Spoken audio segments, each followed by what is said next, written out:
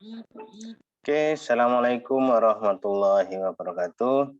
Selamat siang, teman-teman. Hari ini kita akan kuliah studi kelayakan bisnis, melanjutkan materi kita kemarin. Ini saya rekam untuk bisa teman-teman pelajari, karena nanti siang saya ada acara rapat yang mungkin bisa terlambat nanti kuliahnya. Nah, nanti kalau ada pertanyaan, monggo silahkan sampaikan di WA grup ya. Nanti akan saya jawab, bisa ditulis atau bisa dengan suara ya. Pertama, marilah kita panjatkan puji syukur kehadirat Allah Subhanahu Wa Taala, karena dengan rahmat dan hidayahnya kita bisa bertemu lewat kuliah daring, ya, lewat kuliah online, karena memang masih pandemi. Semoga teman-teman semua, kita semua selalu mendapatkan lindungan dari Allah Subhanahu Wa Taala, terbebas dari virus corona, dan semoga virus corona ini segera berakhir. Baik teman-teman, hari ini kita akan sedikit membahas ya tentang analisis pemasaran ya. Analisis pemasaran kemarin kita juga sudah bahas bagaimana investasi, bagaimana mengelola modal, ya kan. Hari ini kita akan coba belajar tentang analisis pemasaran ya.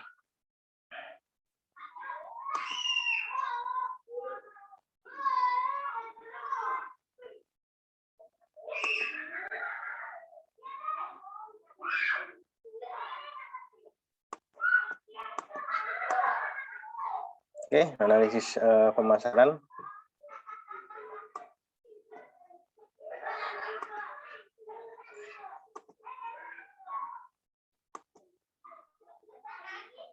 Oke, sudah bisa dilihat teman-teman.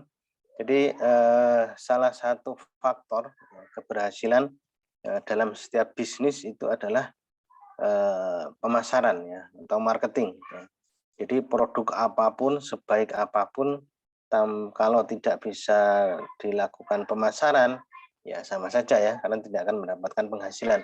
Begitu juga produk yang kurang bagus misalnya, ya kan, masih banyak kekurangannya, tapi karena marketingnya luar biasa, marketingnya bagus, itu akan mendapatkan manfaat. Bahkan orang kadang bilang sesuatu yang tidak bermanfaat atau berguna dengan dipoles dengan sedemikian rupa oleh seorang marketing, maka barang itu akan memiliki nilai jual yang tinggi ya. Kalau teman-teman pernah belajar atau pernah melakukan training pemasaran ya, itu kita diminta untuk menjual ya, menjual misalnya kopi yang harga hanya kopi saset misalnya yang hanya harga Rp5.000, kita diminta untuk menjual Rp20.000 ya kan. Bagaimana caranya? Nah, itulah strategi pemasaran. Bagaimana seorang marketing dimotivasi, diberi semangat sehingga dia bisa menjelaskan bahwa ketika minum kopi itu dia akan mendapat manfaat yang luar biasa dan bisa menghasilkan bisa melakukan aktivitas, melakukan kerja-kerja lain yang hasilnya kerja-kerja itu lebih besar dari nilai 20.000 tadi. Nah, ini adalah salah satu contoh strategi pemasaran ya. Kita kalau di training-training marketing itu biasa dilakukan. Nah, teman-teman, apa sih sebenarnya pemasaran itu? Jadi pemasaran itu adalah suatu sistem dari kegiatan bisnis yang ditujukan untuk merencanakan, menentukan harga, mempromosikan, mendistribusikan barang dan jasa baik kepada pembeli maupun pembeli yang potensial ya. Jadi kita melakukan kegiatan usaha ya kan, menjual ya. Menjual satu barang atau jasa dengan cara apa? Dengan cara mempromosikan bisa, mendistribusikan bisa ya kan, sehingga kepada siapa? Kepada pembeli ya. pembelinya itu apa? Kita bisa pilih-pilih, ada pembeli misalnya kalau di dalam analisis marketing ada pembeli istilahnya pembeli potensial ya. Pembeli potensial itu adalah pembeli yang kira-kira mereka membutuhkan barang itu. Nah, jadi kita akan klasifikasi produk kita apa, kemudian segmen pasar kita apa. Kemudian yang kedua manajemen pemasaran ya. Apa itu manajemen pemasaran? Yaitu penganalisaan, perencanaan, pelaksanaan dan pengawasan program yang ditujukan untuk pemasaran yang dituju. Hal ini tergantung pada penawaran perusahaan dalam memenuhi kebutuhan dan keinginan pasar serta menentukan harga, mengadakan komunikasi, distribusi yang efektif untuk memberitahu, mendorong serta melayani pasarnya.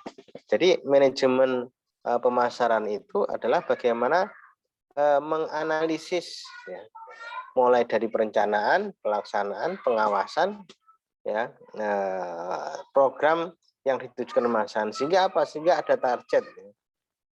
Kita menganalisis suatu market misalnya, suatu pasar di mahasiswa Ketanon misalnya. Kalau kita mau jualan yang cepat apa nih untuk teman-teman mahasiswa? Maka kita akan analisis. Analisisnya melalui apa? Ya melalui banyak cara. Ya kan, melalui wawancara, melalui survei ya, langsung atau tidak langsung itu bisa kita lakukan ya. Baru kita ketika oh ini saya mau lebaran misalnya, saya mau jualan baju nih. Ya, baju anak-anak misalnya. Nah, ternyata mahasiswa mahasiswa STIM ya kan rata-rata belum berkeluarga ya kan enggak laku ya kan, tapi ternyata kalau sudah kita lakukan terjun ya kan, oh ternyata 70% ya mahasiswa STIM itu sudah berkeluarga dan punya anak. Nah, kan ini berarti satu segmen pasar potensial yang sudah kita ketahui ya. 70% mereka punya anak kecil misalnya seperti itu. Nah, sehingga ini bisa kita bidik. Nah, disitulah fungsi manajemen menganalisis, merencanakan, melaksanakan, dan kemudian melakukan pengawasan terhadap pelaksanaan pemasaran. Ini konsep pemasaran masyarakat, orientasi konsumen, pembeli, ya, menentukan kebutuhan pokok konsumen, ya, memilih kelompok konsumen, ya, sebagai sasaran. Jadi produknya apa dulu nih yang mau dijual, ya kan? Kalau produknya sudah jelas, maka kita akan memilih segmentasi. Kalau kita memilih segmen pemasaran. Kemudian volume penjualan, ya. Jadi berapa laba yang bisa kita peroleh dari segi penjualan itu. Kemudian yang ketiga, koordinasi dan integrasi seluruh kegiatan pemasaran, ya, mulai dari distributor, mulai dari iklan, promosi dan lain sebagainya. Jika kalau kita lihat ya pemasaran misalnya Top Coffee ya kan gitu ya. Kita beberapa waktu yang lalu melihat iklan Top Coffee di media televisi luar biasa ya kan. Kemudian di media-media yang lain juga luar biasa, spanduk baliho ya kan. Nah, kemudian yang terakhir apa? Yang terakhir ya harus masuk ke toko, masuk ke semua segmen itu dilalui ya, sehingga sinergitas ya, koordinasi dan integrasi antar lini tadi berjalan dengan baik.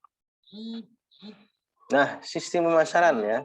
Sistem pemasaran adalah kumpulan lembaga yang melakukan tugas pemasaran barang, jasa, ide orang lain dan faktor lingkungan yang saling memberikan pengaruh dan membentuk serta mempengaruhi hubungan perusahaan dengan pasar.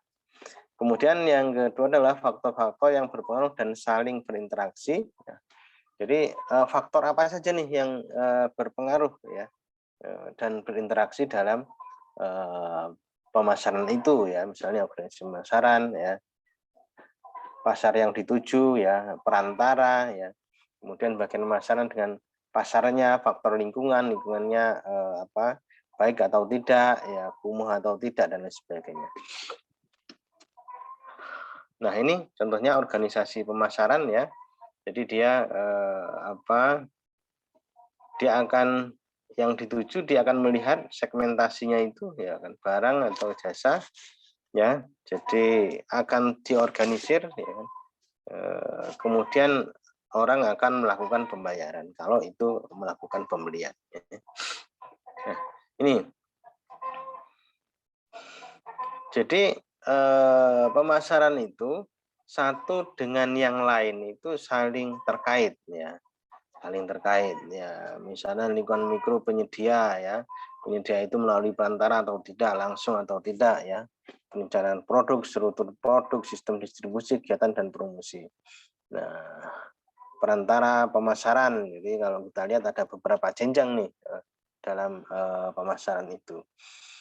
Jadi masing-masing lingkungan ya, demokrasi, kondisi ekonomi, sosial, budaya, politik, itu semuanya kita analisis ya kan, kita analisis kemudian baru disusun dalam sebuah perencanaan produknya. Nah, produknya sih apa, keuangannya bagaimana. Jadi kita ketika kita melakukan riset di suatu daerah ingin menjual satu produk, kita juga harus tahu berapa sih pendapatan masyarakat, apa sih pekerjaan masyarakat. Oh, ternyata di sini buruh pabrik ya kan, mereka senangnya belanja kalau pas awal bulan, kalau pertengahan bulan ke bawah mereka banyak ngutang. Oh, kalau ngutang jangan dimasuki kan gitu ya, jadi bisa bangkrut juga ya. Sehingga ketika kita masuk di satu masyarakat itu ya bawa barang produk kira-kira bulan pertama sampai pertengahan bulan itu habis ya. Nah, nanti setelahnya nanti kita masuk lagi ketika awal bulan ya. Contohnya begitu. Nah, ini analisis konsumen ya, parameternya apa? Keinginan dan kebutuhan konsumen ya. Pemenuhan kebutuhan konsumen, sumber daya yang terbatas, perubahan persepsi selera dan daya beli, kemudian kecenderungan permintaan. Jadi ketika kita ingin menjual satu produk, maka kita pun harus melakukan analisis konsumen. Parameternya apa ya? Parameternya tentu kebutuhan ya, kebutuhan konsumen. Kita ini menjual produk untuk apa ya? Untuk memenuhi kebutuhan ya. Nah, semoga kalau sumber dayanya terbatas bagaimana, itu yang perlu kita cari ya. Kemudian perubahan persepsi, selera dan daya beli. Nah, ini juga bagaimana merubah persepsi itu ya, orang tadinya tidak butuh ketika kita jelaskan mereka jadi butuh ya kan, yang tadinya tidak ingin beli menjadi beli ya kan, sehingga seleranya naik ya. Nah, kalau orang punya duit itu kan melihat satu barang dia tidak begitu tertarik, tapi ketika barang itu dijelaskan ya kan, manfaatnya apa ya kan, dia punya duit nih ya kan. Tapi belum tentu beli kalau dia tidak tahu manfaat dari produk yang akan kita jual ya kan. Tapi kalau dia tahu manfaat dari produk itu, mereka sudah punya uang, persepsinya sudah sama dengan kita, ya seleranya sudah sama dengan kebutuhan produk yang kita bawa, maka dia akan membeli ya. Nah, beda kalau orang sudah punya kecenderungan itu, wah saya ingin beli HP Oppo nih ya kan. Maka ketika dia masuk ke salah satu gerai Android, gerai HP, dia sudah terjun pada Oppo ya kan. Nah, kemudian nanti akan ditawari ya kan, tawari dengan Xiaomi dengan apa, tapi dia akan lebih spesifik ya. Lebih spesifik itu lebih mudah. Kemudian yang kedua, kebutuhan konsumen ya. Ini jelas bahwa salah satu marketing itu adalah bagaimana manusia berkeinginan untuk memenuhi keinginan ya. What to want ya kan. Kemudian need ya. Kemudian sumber daya berupa peningkatan pendapatan, tingkat pendidikan, status sosial ya, tempat tinggal, keadaan sosiopolitik itu juga berpengaruh terhadap konsumen. Evaluasi terhadap persepsi konsumen perlu dilakukan secara rutin ya. Cara evaluasi rapid appraisal assessment, rapid appraisal assessment, yaitu penilaian secara cepat dengan mengambil beberapa sampel.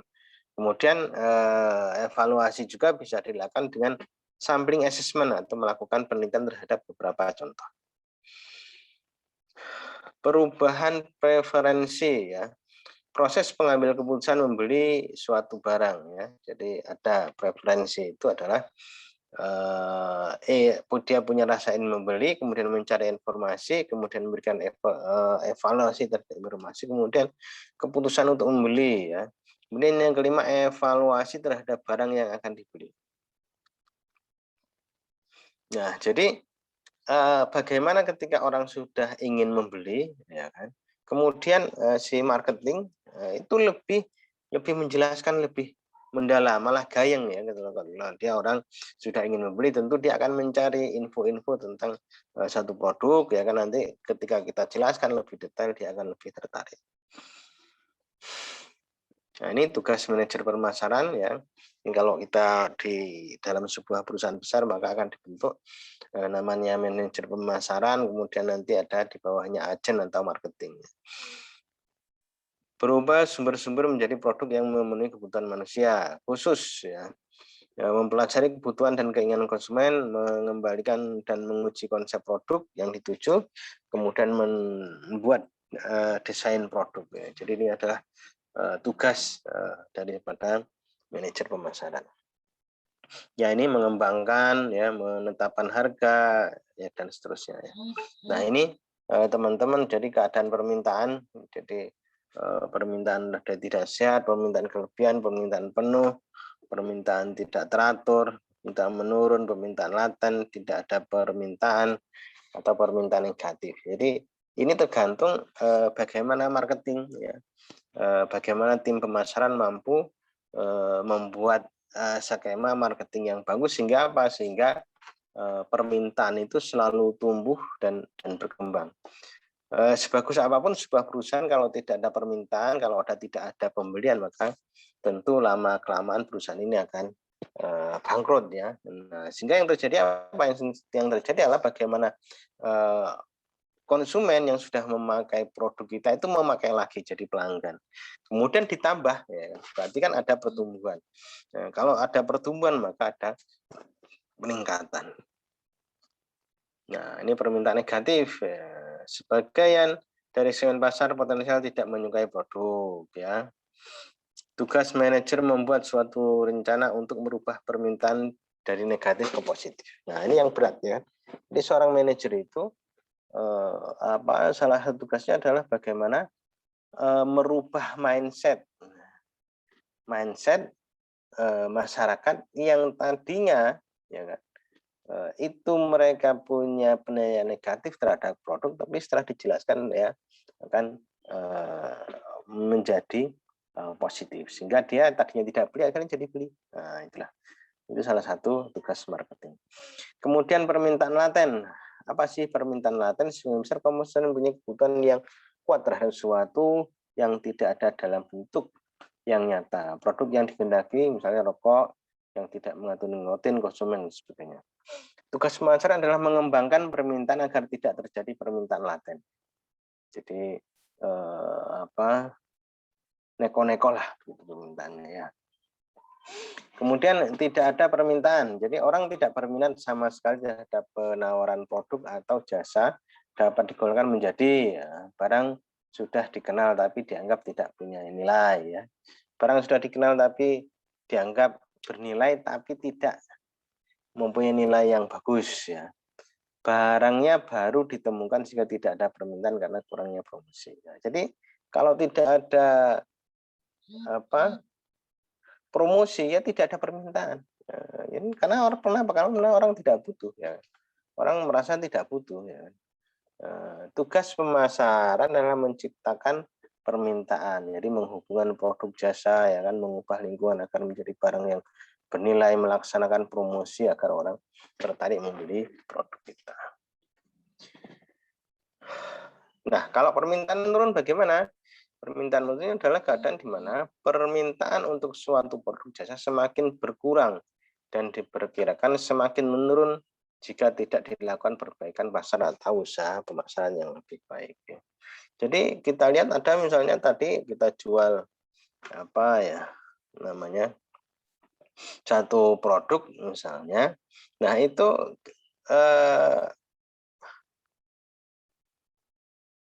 produk ini semakin berkurang. Berkurangnya kenapa? Berkurangnya karena tidak ada perbaikan terhadap produk. Tidak ada promosi, ya tidak ada pemasaran, ya tentu orang tidak mau beli. Nah, sehingga apa? Sehingga kalau kita lihat satu produk yang ada di market itu setiap kali selalu berubah, selalu berkembang ya. Nah, tugas pemasaran meningkatkan permintaan lebih baik terhadap peluang untuk memperbaiki produk jasa tersebut. Permintaan tidak teratur. Nah, permintaan tidak teratur itu bagaimana? Perusahaan mengalami masa ramai dan masa sepi. Keadaan ini di mana pola permintaan pada saat tertentu dipengaruhi oleh fluktuasi musim. Ya, misalnya musim hari raya, musim hari libur ya. Nah, ini sangat berpengaruh. Tugas pemasaran menyelaraskan permintaan, penyesuaian permintaan dengan penawaran ya. Mengubah pola permintaan, membeli barang murah ketika sepi dan barang mahal ketika ramai. Permintaan penuh. Ya. Permintaan penuh itu bagaimana? Ya, jatuh keadaan di mana tingkat dan saat permintaan yang sekarang sama dengan tingkat dan saat permintaan yang diharapkan. Jadi permintaan sekarang antara dan ke depan itu sesuai dengan harapan. Kondisi ini dipengaruhi oleh perubahan kebutuhan dan selera pasar dan persaingan aktif. Tugas pemasaran adalah mempertahankan permintaan dan mencegah timbulnya kekuatan-kekuatan yang dapat mengurangi permintaan, bisa mengendalikan biaya terhadap promosi. Permintaan berlebih, keadaan di mana permintaan lebih besar daripada penawaran. Tugas pemasaran adalah mengurangi permintaan, menaikkan harga, mengurangi kegiatan promosi. Permintaan tidak sehat. Nah, ada juga kan permintaan tidak sehat. Permintaan tidak sehat itu bagaimana? Beberapa produk di mana permintaan dapat dinilai tidak baik dari segi kesehatan konsumen, ya, kemakmuran masyarakat atau penyedia. Kemudian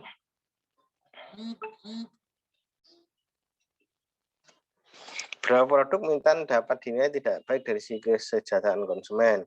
Merupakan tindak sehat, ya rokok, ya itu masalah meniadakan permintaan.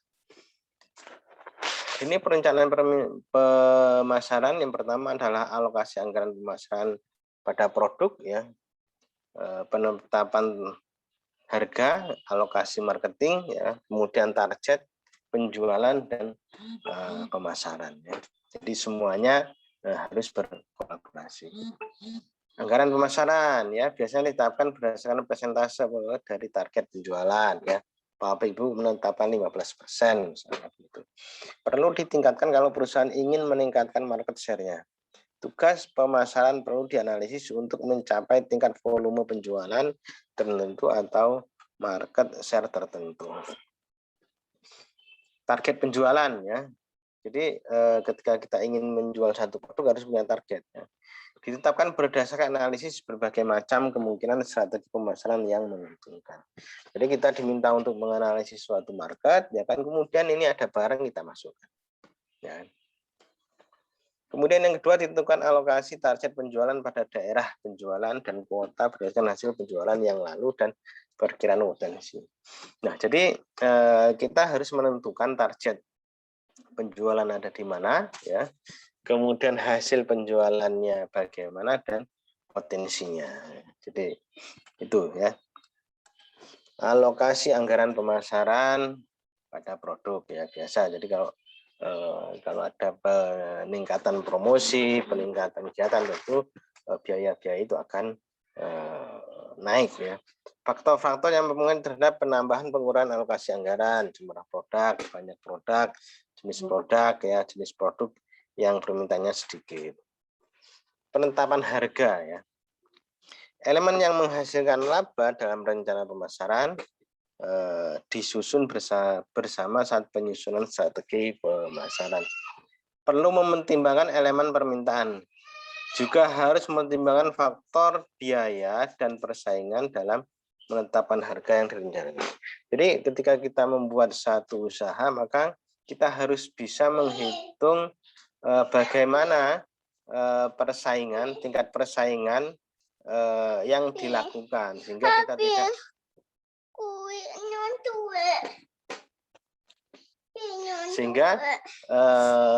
nanti bisa kita lakukan pemasaran. Alokasi marketing ya. Marketing mix adalah kombinasi dari dua variabel produk kinerja, kegiatan promosi dan sistem distribusi yang merupakan inti dari sistem pemasaran perusahaan. Yang kedua, penetapan cara mengalokasikan anggaran pemasaran untuk suatu produk ke berbagai alat pemasaran ya. Ada iklan, ada promosi, ada personal selling dan sebagainya. Habis kuliah sana dulu. Iya, habis kuliah sebentar. Strategi pemasaran ya. Jadi kita bisa menyusun strategi pemasaran, rencana yang diutamakan untuk mencapai tujuan ya. Beberapa pertanyaan muncul dalam strategi, apakah perusahaan harus memusatkan perhatian pada jenis konsumen tertentu? Apakah yang diinginkan konsumen untuk memuaskan kebutuhan? Bagaimana manajemen mengkoordinasi marketing? Apakah perusahaan perlu menghindari persaingan? Marketing mix, apa yang terbaik bagi perusahaan?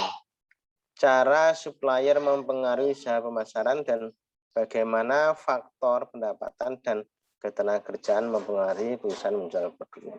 Nah, ini biasanya untuk sebuah perusahaan akan menyusun bagaimana rencana marketing itu disusun secara bersama-sama ya. Nah, ini contoh memilih konsumen yang dituju ya. Jadi ini adalah contoh bagaimana menyusun rencana pemasarannya.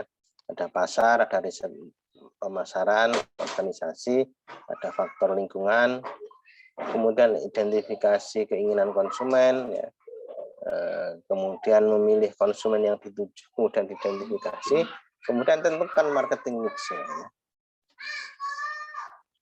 Kemudian dibuatlah produk, kemudian harga, distribusi, dan promosi. Nah, ini contoh strategi pemasaran ya. Jadi kita ada tujuan pemasaran, kemudian strategi pemasaran ya, taktik pelaksanaan pemasaran. Contoh misalnya pemasaran produk pertanian ya. Sifat produk pertanian rawan terhadap kerusakan, rawan terhadap kerusakan ukuran besar, sangat menentukan metode dan tempat penyimpanan, metode alat pengangkutan serta penjualan. Keanekaragaman mutu memerlukan standarisasi, penyortiran dan pengelompokan terhadap standar baku yang diinginkan. Nah, contoh misalnya kalau buah-buahan itu tidak tahan lama ya, kemudian perlu packing, perlu pendingin, perlu pengangkut dengan cepat ya, perlu processing ya atau pengolahan. Nah, misalnya ukuran dan mutu yang bervariasi menyebabkan urutan tempat, ya, menyebabkan biaya tinggi, bervariasi dari tahun ke tahun. Mutu produk ditentukan oleh keadaan iklim, cuaca, dan fisik tanah. Nah, ini adalah satu tantangan terhadap bagaimana memasarkan produk-produk pertanian. Musim dan variasi, ya, kebanyakan musiman, hujan, dan sebagainya ya. Nah, ini biaya produksi tergantung pada karakter wilayah. Kemudian dikenal juga tanaman tropis dan subtropis. Ada ini contoh produk-produk di pertanian. Nah, itu teman-teman beberapa bagaimana kita melakukan analisis pemasaran ya. Mungkin teman-teman juga pernah melihat sales penjualan rokok. Mereka menjajakan ya dari warung ke warung ya kan, secara bergelombang memberikan hadiah ya kan, padahal iklan di media di TV, di media sosial, di semua sudut kita lihat iklannya sangat marak sekali. Nah, inilah semuanya targetnya apa? Semua itu targetnya adalah bagaimana produk itu bisa terjual. Jadi orang yang produk bisa terjual sehingga perusahaan bisa mendapatkan pendapatan. Nah, kalau tidak ini tidak kita lakukan, maka Ya, sama saja tadi. Jadi sebaik apapun perusahaan, sebaik apapun produk, tanpa ada pemasaran, tanpa ada marketing yang baik, maka sia-sia. Sehingga kalau kita lihat penjualan satu produk oleh sebuah perusahaan itu harus ada pertumbuhan. Dari waktu ke waktu, maka perusahaan itu akan baik. Jadi itu teman-teman yang bisa saya sampaikan, ya. Nanti kalau ada pertanyaan silakan disampaikan lewat grup WA. Nanti kita bisa diskusi lebih jauh di sana. Baik, kurang lebihnya mohon maaf. Semoga ini bisa dipahami, ya. Silakan nanti absen di grup WA.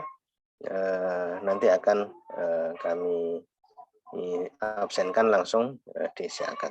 Baik, kurang lebihnya mohon maaf. Saya akhiri. Wassalamualaikum warahmatullahi wabarakatuh.